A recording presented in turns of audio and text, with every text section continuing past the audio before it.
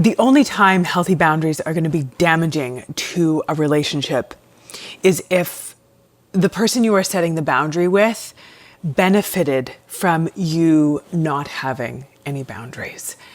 And they don't like that you are now putting in some parameters around what you're willing to do, what you're not willing to do, what you're willing to give, what you're not willing to give, what you're willing to be available for or not be available for. Boundaries in their healthy form do not harm healthy relationships. They actually preserve and protect them. Thinking about boundaries less like a brick wall that keeps people out, they are about creating a picket fence or a clear perimeter that allows people to come in, but that creates authenticity, openness, good communication, clarity for coming in to that space in order to keep everyone safe. Look at it like this. Let's say there was a park, and in the center of that park was an outdoor jungle gym, some kind of play structure that kids of all ages could play on. And then surrounding this play structure was a grassy field. Now, on the edge of that grassy field, there was a very busy road where if you accidentally ran out into the road, obviously it would probably not be good. Someone would get really terribly hurt. And so if you had your children playing on this play structure in the middle of this field that butted up against a busy street, would you rather that there was some kind of protective structure like a fence around the perimeter of the field that was separating the field from the danger of the traffic? Something that made that clear line between where it was safe and where it was venturing into unsafe. Would you feel more comfortable with your child playing on that structure with or without that? And now I'm guessing that we all agree that having that perimeter, having that clear defining protective line is what we want. And that's the same for ourselves when it comes to boundaries. It's putting in that clear protective line to be able to keep everyone who's inside safe. And so for you, deciding what your boundaries are, where they are, what's okay with you, what's not okay with you, what you're available for, what you're not available for, how you're willing to be treated, how you don't want to be treated, is your line.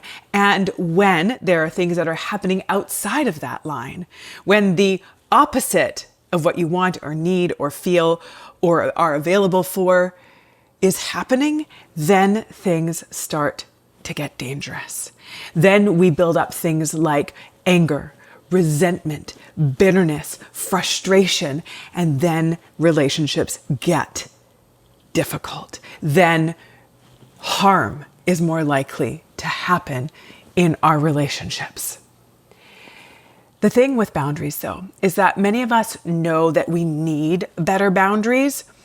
Like we know it, but we don't really believe it. We have these hang-ups. We think, well, if I have boundaries, it's going to make me selfish. It's going to make me difficult. It's going to make me rigid. It's going to make people not like me. It's going to push people away. It's going to make me not that go-to person that everyone relies on and counts on. It's going to make people feel put off by me not being available to or for them for whatever they want or need at any time. And ultimately, one of the biggest reasons we don't set boundaries is because we fear being rejected. We fear that if we're not available to and for whatever people want from us, if we put up those parameters, if we put up those limits, then they will abandon us. They will leave us. They won't want anything to do with us. But take a second with this one. If you are saying that there are people in your life who will abandon you or reject you if you don't do whatever they want, whenever they want, however they want, then is that really someone that you want to be close with?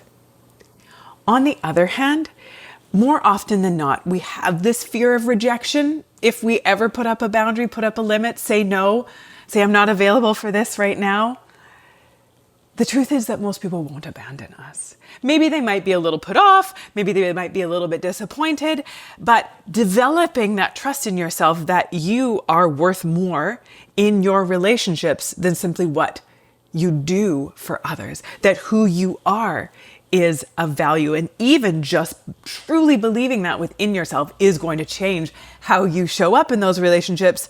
And it's actually going to create a positive self-fulfilling prophecy. If you believe that who you are is valuable just for being who you are, for your wit, for your humor, for your loyalty, for your patience, for your love, for your magnetic personality, for just being a good listener or an interesting talker, that these are things that make you valuable in your relationships just for being who you are. And if you truly believe that and show up in your relationships with that energy, as opposed to the energy of like, oh my gosh, if I accidentally tick you off, you're going to reject me, then how you show up is going to be that interesting, magnetic, loving, connected person in your relationships. And you're going to see that you do have space for boundaries, that your relationships can handle you having limits, you having that perimeter around where it is safe and where it ventures into being unsafe. More often than not, our boundaries and setting better boundaries is not about learning how to say no.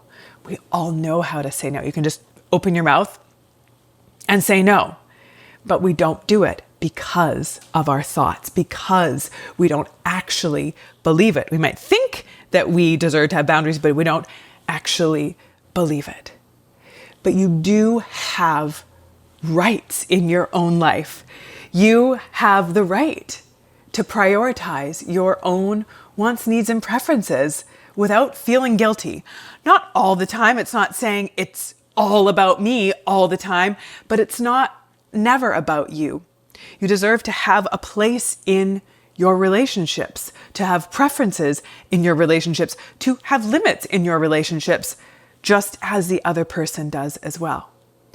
You are allowed and have a right to your own time and space, to be able to preserve that, to protect that, to pour in to yourself and take good care of yourself, not just because your wellness is worthwhile just for your own existence, but also because when you are poured into, when you are feeling full within yourself, you show up better for others because you're not needing them to fill something that's feeling depleted, because you have already filled it by taking good care of yourself with those boundaries. You have a right to have wants and needs and preferences in your relationships. You have a right to express those, to talk about those, to negotiate those. And you have a right to fulfill your own needs if someone else is not willing or available to. You have a right to have relationships that respect you, that look out for you, that care about you, that respect your values and your wants and your needs, and vice versa. The other people in your life deserve that from you as well. You deserve to care for yourself and be well in yourself. And having those boundaries, those limits, those perimeters is what is going to help you with that. Thinking about for yourself, if you know that you need boundaries, but you don't know that you need boundaries, you're not allowing yourself to do it, why not? What are you afraid of? Even let me know in the comment section below. I would love to hear what you are struggling with when it comes to boundaries. You have a right to say no. You have a right to do things or not do things that don't align with your values, with your capacity, with what you're comfortable with. This isn't to say that we're only always and ever looking out for ourselves, because you can do that. Like, in all fairness, you can always look out for yourself, and you can always just say, that's your problem. That's not my responsibility. You deal with that.